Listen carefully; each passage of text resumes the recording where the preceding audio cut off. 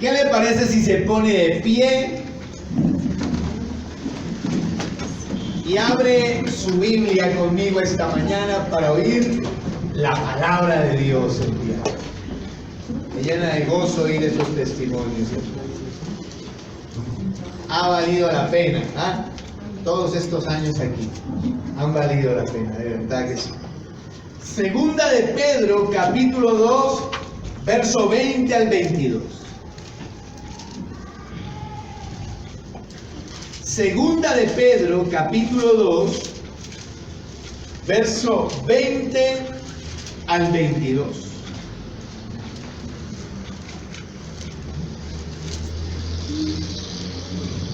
¿Dicen amén? Sí.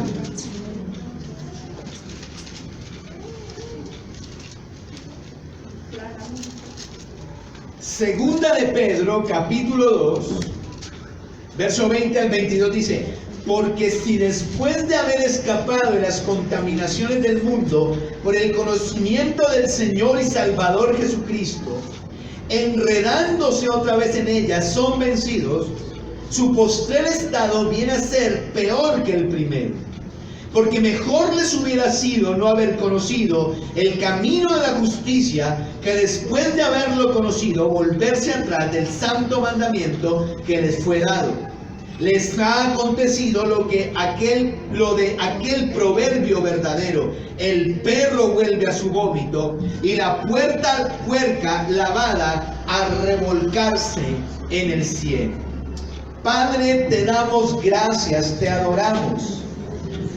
Como siempre hoy tu palabra será verdad para nosotros. Como siempre tu palabra hoy será restauradora, renovadora. Como siempre hoy tu palabra, Señor, será aliento para nosotros y un motivo más para seguir adelante en tu camino.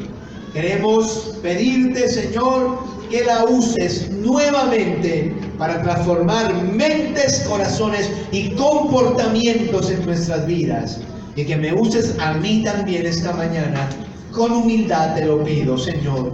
Gracias, Padre. Amén y amén. Aleluya. Tomen asiento, tengan la boca.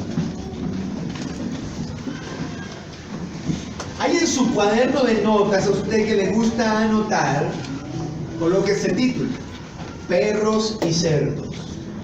Ese es el título: Perros y cerdos. Hace poco estaba mirando fotos de la iglesia de hace muchos años. Ya este año, con el favor de Dios, cumplimos 14 años de ministerio aquí, desde que la iglesia se fundó. Han pasado por la iglesia muchísimas personas, muchísimas personas. Miraba yo las fotos y me ponía a mirar y decía: este ya no está, este ya no está, este sí está, este sí está, este ya no está, este ya no está. Y uno se llena de nostalgia y uno se llena de pesar a veces. Porque algunos no están porque fueron a otras congregaciones, se mudaron del barrio, se mudaron de ciudad y fueron a otras congregaciones porque, bueno, si me queda lejos, pastor, hay problemas y cosas. Bueno, se fue, bien. Pero otros, muchos otros, hermanos, no están porque están en el mundo otra vez. Y entonces, eso le llena a uno de pesar, le llena a uno de nostalgia, le da algún dejo de tristeza en su corazón. Y es algo que sucede mucho en la iglesia, mucho sucede.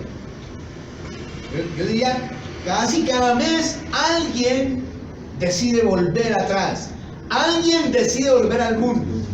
Algunos para regresar con los años y otros para no volver nunca más. Y hoy vamos a hablar de eso. Hoy vamos a usar este texto bíblico para hablar de este fenómeno, para hablar de esta situación, y que el Señor tenga piedad de nuestras vidas. Vamos a tomar el texto y vamos a desglosarlo en varias frases. Y vamos a ir explicando cada frase. Saqué 4 frases de estos 3 versículos que vamos a ir desglosando para explicar lo que sucede con estas personas, lo que pasa en estos casos. La primera frase está al comienzo del verso 20, dice, ciertamente, si habiendo ellos, ciertamente, si habiendo ellos, ¿sí dice así? Habiéndose, ¿no? Es que varían, bueno, pero ciertamente, si habiéndose ellos, hay que definir quiénes son ellos. ¿A quién se refiere ahí cuando dice ellos? Usted lee el capítulo 2, versículo 1 ahí. Antes hay un título, ¿no? Dice ahí, falsos profetas y falsos maestros. El capítulo entero nos va a hablar acerca de ellos, de personas que un día habían sido verdaderos ministros de Jesucristo, pero que con el tiempo algo pasó, algo sucedió. Ahora habían apostatado de la fe, estaban predicando otras cosas. El versículo 1 dice que aún estaban negando al Señor, quien los había rescatado. Amén, hermanos. Entonces, ellos en primer lugar se refiere a estos falsos maestros, a estos falsos ministros del Evangelio.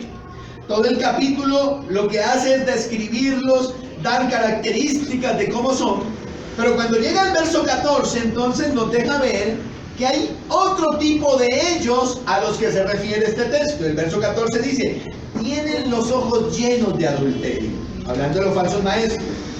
No se sacian de pecar, hablando de ellos mismos. Seducen a almas inconstantes. Y aquí empezamos a ver otro tipo de ellos. Almas inconstantes. Las almas inconstantes son presa, no víctimas, diría yo, pero sí, presa de los falsos maestros. ¿Ahí? Y los falsos maestros seducen almas inconstantes. Almas inconstantes, luego dice allí, tienen el corazón habituado a la codicia y son hijos de maldición. Eso último, hablando de los falsos maestros. Cuando llegamos luego al capítulo 18, nos habla de que en efecto esos falsos maestros han logrado hacer desviar a algunos nuevos creyentes, algunos neófitos del verdadero camino del cual estaban, en el cual estaban. Dice, pues pronunciando palabras arrogantes y vanas, seducen con concupiscencias de la carne y sensualidad a los que acaban de escapar de los que viven en el error. Yo sé que su Biblia dice un poco diferente, ¿verdad? Pero la traducción correcta es esta. A los que acaban de escapar de los que viven en el error. Nos habla aquí de personas que recién habían salido del error, que estaban empezando a caminar en el Señor, estaban empezando a tener un conocimiento del Señor, pero estas personas los sedujeron y ahora se han apartado del verdadero camino, del santo mandamiento, del camino de justicia. Entonces nos dicen, número 1, ellos a los que se refiere el verso 20 son en primer lugar los falsos maestros. En segundo lugar, algunos hermanos que se habían apartado del camino del Señor, presa de esos falsos maestros. Pero en resumidas cuentas, lo que quiero puntualizar es que eran personas que conocían al Señor. Más adelante vamos a ver qué tipo de conocimiento tenían de Dios. Pero por ahora quédese con eso. Ellos nos habla de personas que conocían al Señor. Amén. Como usted, como yo. ¿Verdad? ¿Cuántos aquí conocen al Señor? Amén. Primera frase. Segunda frase sería las contaminaciones del mundo. Dice, ciertamente si habiéndose ellos escapado de las contaminaciones del mundo. Segunda frase, las contaminaciones del mundo. ¿Ah? Yo no soy experto en griego ni mucho menos, pero gracias a Dios con todas estas herramientas que hoy tenemos, pues uno puede ir y leer los textos en griego, ¿no? Cuando uno lee este texto en griego se da cuenta que contaminaciones es una palabra griega que es miasmas. ¿Sí? Miasmas en la antigüedad, y aún hoy se usa, usted busca un diccionario y verá que así lo resume, pero así lo define, pero esa misma definición era la que le daban los griegos antiguos. Los miasmas eran como vapores, efusiones, ¿sí? Emisiones que desprendían los cuerpos enfermos, las cosas podridas y las aguas estancadas. Le repito, miasmas era, según la creencia de los antiguos, ¿no? Vapores, fluidos, como dice aquí, emisiones malignos que salían de cuerpos enfermos, cosas podridas y aguas estancadas. Entonces, por ejemplo, un animal se estaba pudriendo allí. Ellos llamaban miasmas como a lo que salía de ese animal pudriéndose. Eso eran miasmas. De allí que miasmas le dieron el nombre ya más puntual de mancha, contaminación o impureza. Pero era de allí. ¿Me estoy haciendo entender? Y luego nos dice las contaminaciones del mundo. ¿Qué es el mundo? Mundo ahí no es el planeta Tierra, ¿no? El globo terráqueo. Sino que mundo allí se refiere a las cosas que hacen las personas que no conocen a Dios.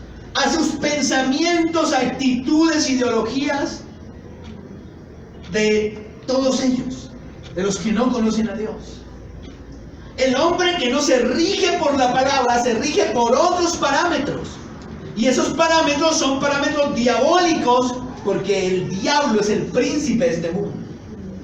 Estoy viendo una serie de conceptos, ideologías, rasgos culturales que practican las personas que no están basados en la palabra de Dios, sino en sus propios pensamientos, en la propia observación y experimentación que ellos pueden tener del mundo. Entonces la gente toma, se emborracha, baila, se inventa filosofías y cosas así, y a eso la Biblia lo llama el mundo. Es el mundo, eso que está aparte de la iglesia, eso que hacen todos los que no han conocido a Cristo, esas maneras de pensar, esas actitudes, todo eso es el mundo, para explicárselo de alguna manera. Pero es bien llamativo como aquí Pedro nos habla de este fenómeno. Para Pedro el mundo es algo podrido. Para Pedro el mundo es algo enfermo, infeccioso. Para Pedro el mundo es como un charco de agua estancada, putrefacta, como una herida purulenta que supura pus. Para Pedro el mundo es eso. Es algo que suelta miasmas, fluidos, que contamina a todos los seres humanos. Por eso es que nosotros los cristianos no queremos tener nada que ver con el mundo. No, porque qué bueno podemos sacar de eso. De la música del mundo, de los bailes del mundo, de los pensamientos del mundo. ¿Qué podemos sacar de eso? ¿Qué podemos sacar de una de las modas del mundo? Si es que es algo podrido, eso es una infección, eso es pus. ¿Qué queremos nosotros con eso? El apóstol Juan nos instruye y nos dice: no améis el mundo ni las cosas que hay en el mundo. Porque todo lo que hay en el mundo, nos dice él, los deseos de los ojos, los deseos de la carne y la vanagloria de la vida, no proceden del Padre, sino del mundo. Y el mundo pasa y sus deseos, pero el que hace la voluntad de Dios permanece para siempre. Ahí lo dice Juan en su epístola. Pero eso es el mundo. Estas personas de las que nos habla el texto estaban en ese mundo, allí metidas en medio de esa pus, de esa infección. Estaban allí sumergidos en esa agua putrefacta, Eran enfermos, reales enfermos moribundos. Es muy importante puntualizar eso, porque eso es cada persona sin Cristo. Y eso era cada uno de los que estábamos aquí cuando no estábamos en Cristo. Enfermos moribundos. Nosotros mismos éramos pus, éramos una infección, éramos una cosa inmunda, depravada, asquerosa. Eso es lo que nos dice aquí el texto, espiritualmente hablando.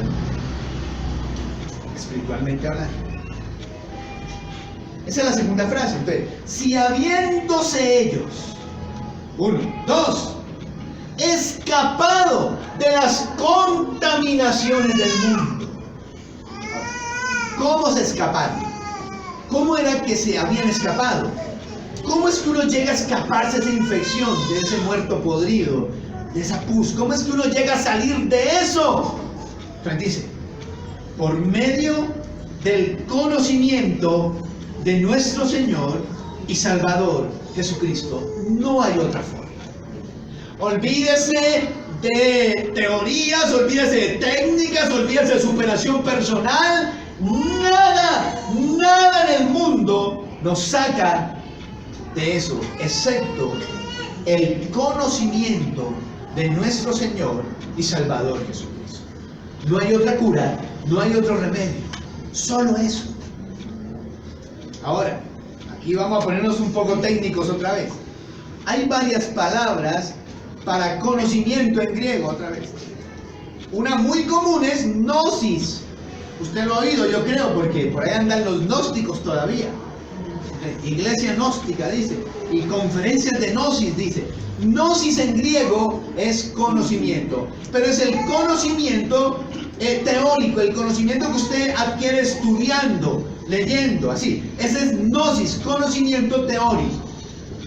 Aquí, cuando habla de conocimiento del Señor y Salvador Jesucristo, no habla de ese conocimiento, sino que usa otra palabra griega, que es epignosis. Es la misma gnosis, sino que con un prefijo, que es epignosis. Ahora, este es otro tipo de conocimiento. Esta partícula epi del comienzo es pleno, da la idea de pleno, es decir, conocimiento del Señor Jesucristo en este texto es pleno, total, real conocimiento de nuestro Señor y Salvador Jesucristo. Esos falsos maestros y estas otras personas que se habían dejado engañar no habían tenido un conocimiento teórico de Jesús únicamente, sino que habían llegado a tener un pleno, total y real conocimiento de nuestro Señor Jesucristo. Epignosis implica una participación de quien conoce en ese objeto conocido. ¿Me explico? Epignosis implica que usted, que es quien conoce, participa de lo que conoce, que en este caso es Dios, el Evangelio. Usted participa. Y esa participación influye poderosamente sobre usted. No es cualquier tipo de conocimiento el que ya tenían estas personas. Epignosis es un conocimiento experimental. No solo es teoría, también es experiencia. Epignosis es conocimiento de primera mano. No me contaron, yo supe, yo sé. Por mí mismo, experimenté, sé lo que es. Muy importante entender eso.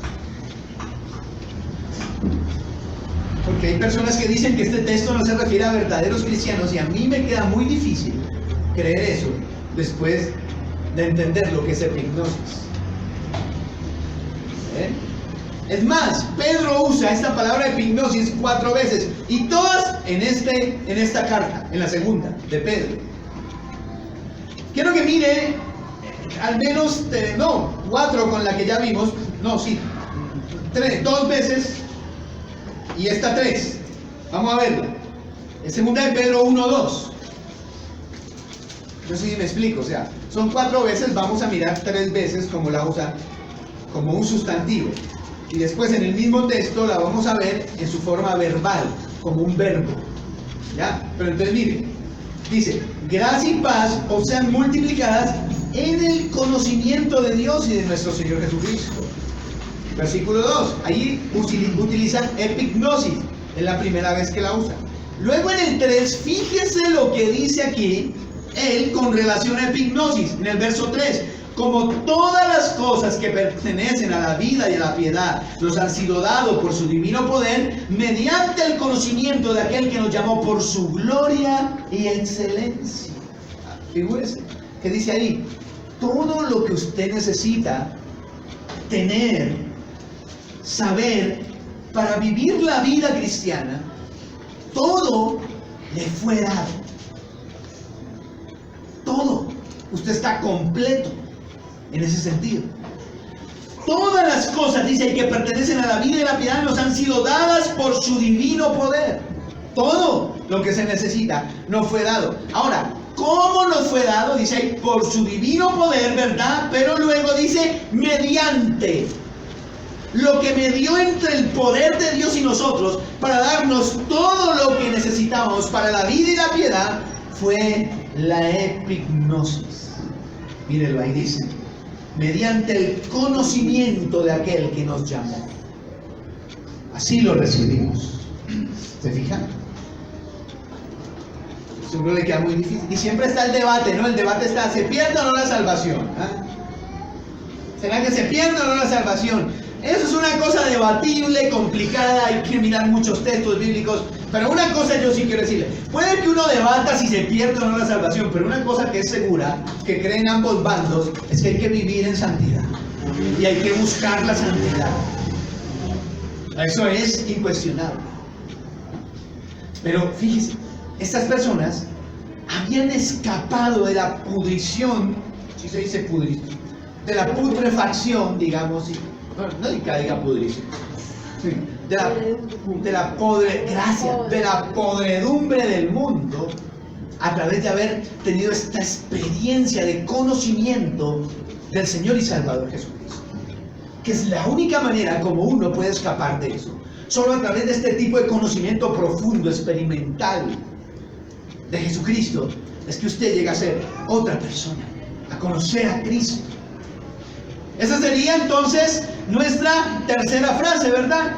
Dice allí la segunda. ¿Es la segunda o la tercera?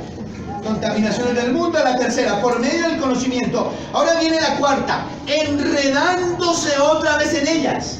Son vencidos, dice. Enredándose otra vez en ellas, son vencidos. Enredándose otra vez en ellas, son vencidos. Enredándose. ¿De qué habla esto? Fíjese, estas personas habían escapado de la podredumbre del mundo. Estas personas habían recibido un pleno conocimiento del Señor y Salvador Jesucristo, pero presa de quién sabe qué artimaña del diablo, se habían enredado otra vez. Se habían enredado de nuevo en esas miasmas. Se enredaron, como cuando un animal queda enredado en una red, en una trampa.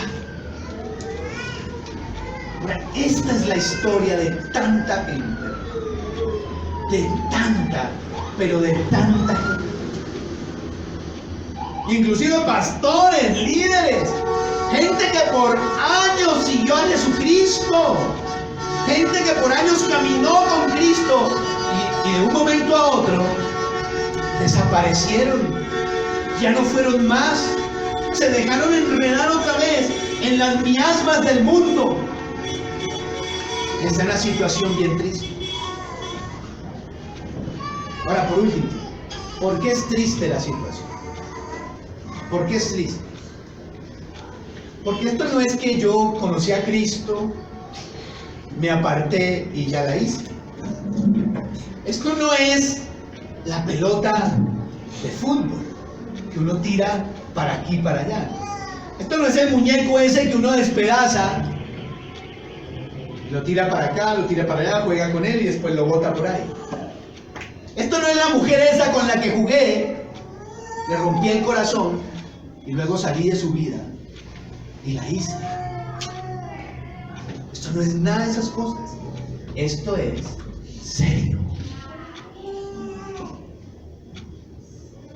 Y no sé si las personas que hacen eso no logran entender, pero son unos reales hijos de maldición. ¿Qué dice la Escritura? Terminando allí, dice la última frase: su postrer estado,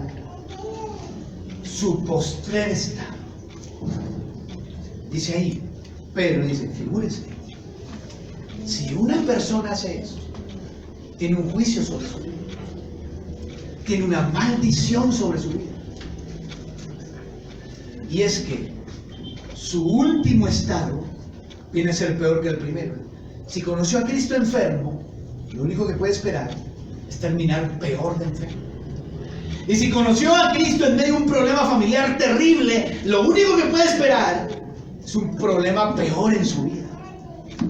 Y si conoció a Cristo en medio de una situación económica terrible, postrante, derrotado, lo único que puede esperar entonces es una situación peor que esa.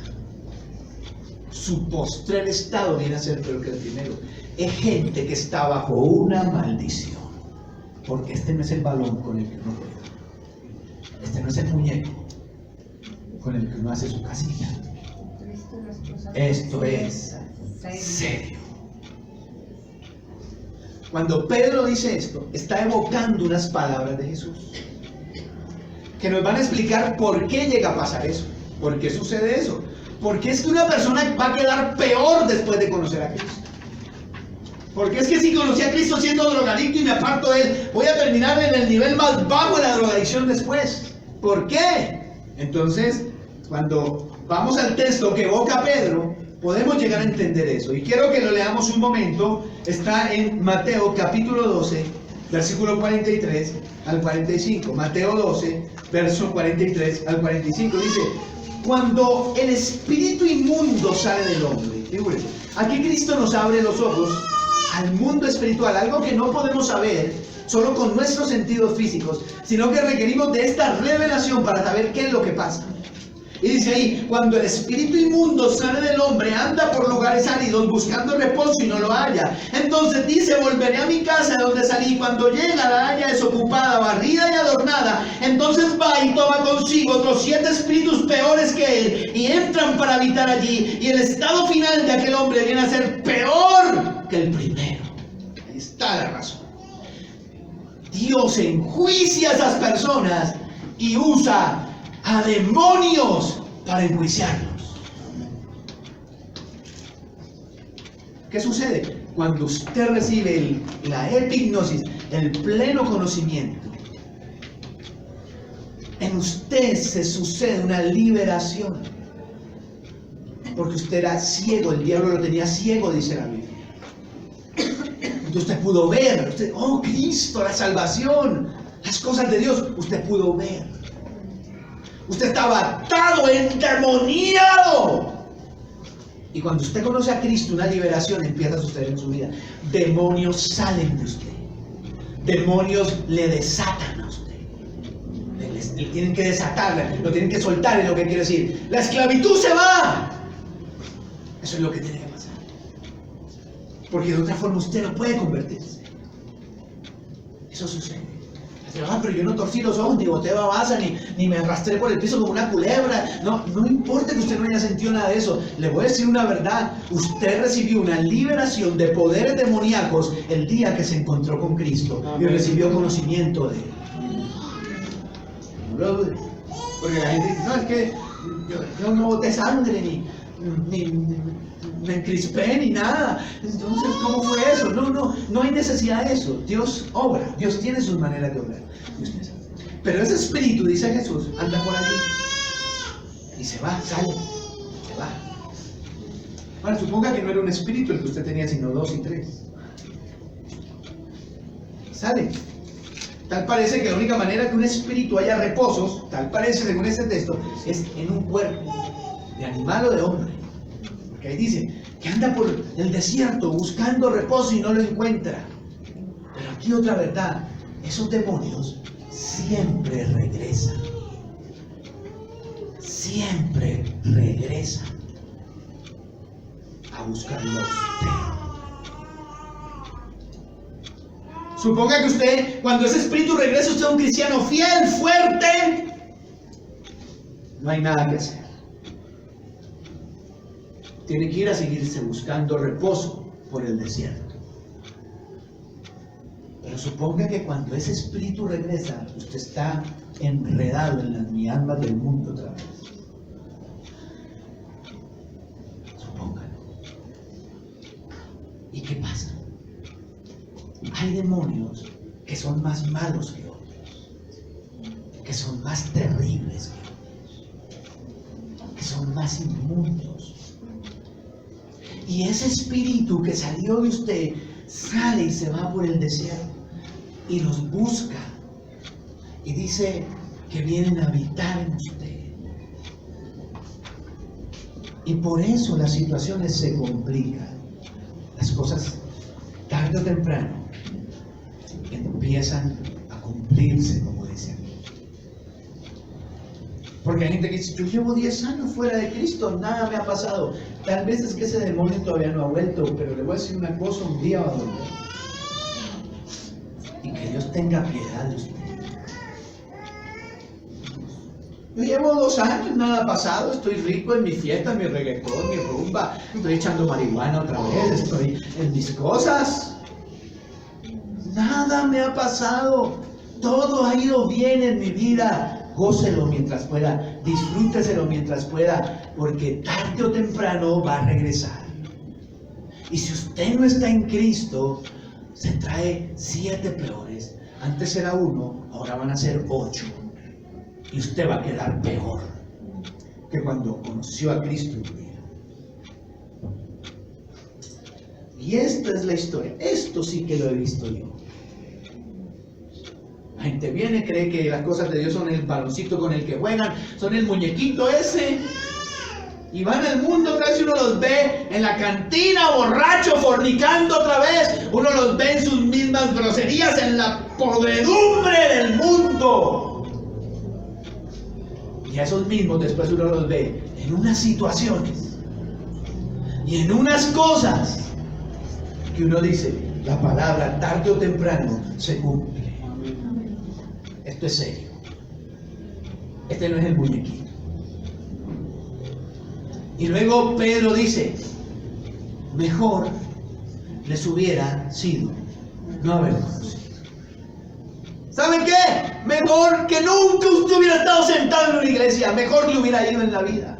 Mejor le va a ir en la eternidad. ¿Saben qué? Mejor que nunca, nunca nadie le hubiera hablado de Cristo. Nada a usted. Porque mejor le hubiera ido. Mejor le irá ya en la eternidad en la condenación. ¿Sabe qué? Mejor que usted jamás hubiera tomado una Biblia en su mano. Mejor que eso le hubiera pasado.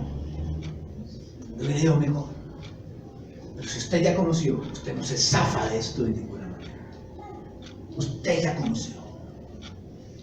Y si un día osa volver atrás, mejor le hubiera sido no haber nacido. Mejor no haber nacido. Ahí lo dice. Mejor les hubiera sido no haber conocido que conocer epignosis y apartarse del santo mandamiento que les fue dado.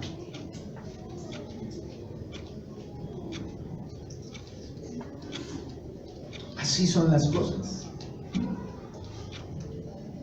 Pero cuando uno cree que no se va a poner peor, entonces Pedro termina con un refrán y comparando a las personas que conocen a Cristo y se apartan con 2 animales, los más inmundos en la cosmovisión judía. Segunda de Pedro 2:22.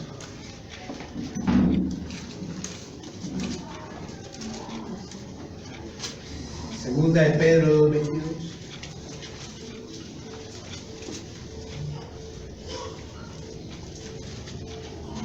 Les ha acontecido lo de aquel proverbio tan verdadero, dice: el perro vuelve a su vómito y la puerca lavada a revolcarse en el cielo. Pedro dice, son perros que se comen su vómito. ¿Ha visto usted algo más asqueroso? ¿Ha visto usted eso? Bien, Pedro dice, gente que hace eso solo son comparables a perros que se comen su vómito.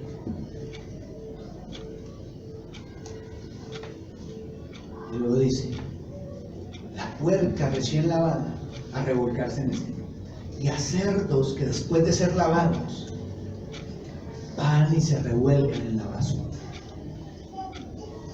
¿Lo ha visto usted? Al marrano lo tienen en un barrizal. Ya hoy día no, pero antes era así. Hoy día es muy tecnificado eso, pero antes no era así. Yo vi eso. El marrano lo tienen en un pichal. Ahí defeca y ahí orina el cerdo. El marrano ahí lo hace. Pero este cerdo tuvo la fortuna de que un día alguien fuera y lo lavara, lo limpiara. Pero el cerdo decidió regresar a su cochera, a revolcarse entre su excremento y sus orines. Y Pedro dice, así es esa gente. Se comparan con eso. Son cerdos que defecan y luego se revuelcan en sus excrementos. Son una desgracia.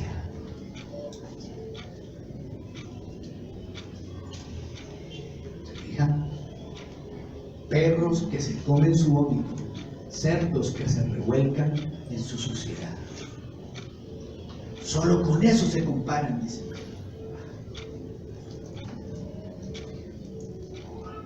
Entonces, uno tiene aquí personas que habían tenido un conocimiento pleno, personas que habían tenido una experiencia, una participación en aquello que conocían.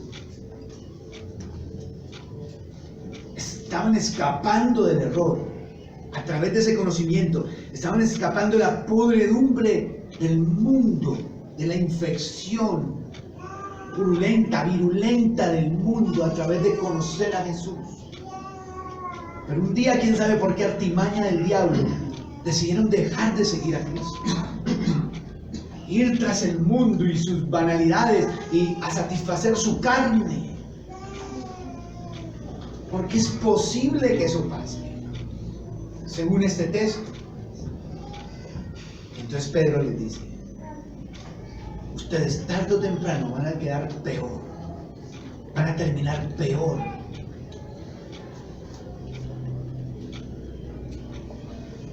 De lo que ya era.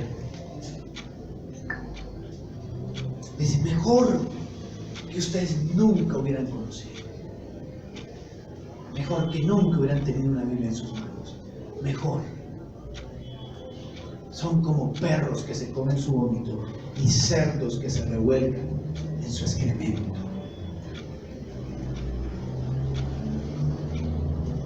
Usted dice, pastor, yo estoy firme.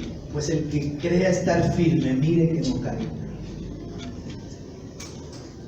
Y usted dice, es que eso me está pasando a mí. Yo me estoy enredando en las miasmas del mundo. Pues a eso lo trajo Dios aquí. Y eso puede ser así, pero la mano de Dios siempre está extendida. Siempre está diciendo, ven, ven, ven, ven, ven, ven. Usted puede tomarla esta mañana. Usted puede rechazarla. Pero ya está advertido. Ya sabe. Esté sobre sus pies.